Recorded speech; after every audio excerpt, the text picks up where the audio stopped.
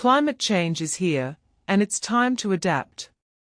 But who gets to decide how we navigate this new reality? The age-old climate debate has centered on stopping climate change, with politicians, activists, and negotiators all striving to reduce carbon emissions and prevent future disasters. But now, with the tangible impacts of climate change upon us, the focus must shift to managing these impacts and reshaping our world. The traditional approach to climate adaptation has been infrastructure-heavy, focusing on seawalls, flood control, and building retrofits. But this narrow view neglects the political and social institutions that will shape our experience of climate change. For instance, should we let the free market dictate property insurance, or should governments step in to support high-risk regions? Do we prioritize disaster aid for property owners, or ensure equitable recovery for all? And what about protecting workers from extreme heat?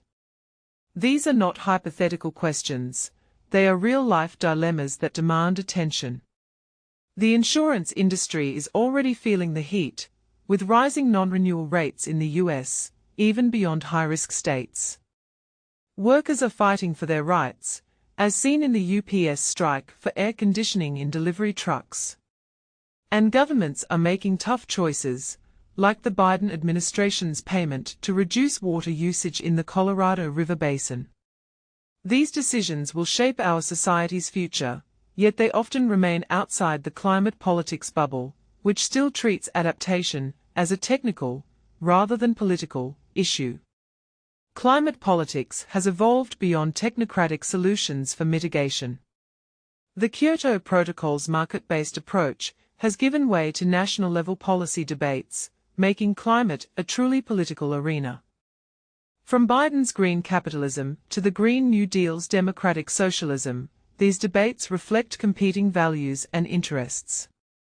However, even progressive agendas like Zoran Mamdani's NYC mayoral campaign, which links climate to the cost of living crisis, remain focused on emissions reductions rather than a comprehensive adaptation strategy.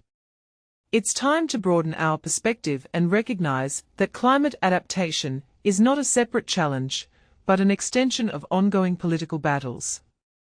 The Council on Foreign Relations' proposal to expose homeowners to the full cost of living in high-risk areas contrasts sharply with the Climate and Community Institute's idea of public disaster insurance. These policy debates are crucial, yet they are often missing from the climate discourse. While mitigation efforts should continue, we must not ignore the pressing reality of climate change. The question is not if we will adapt, but how. And whose vision of adaptation will win out?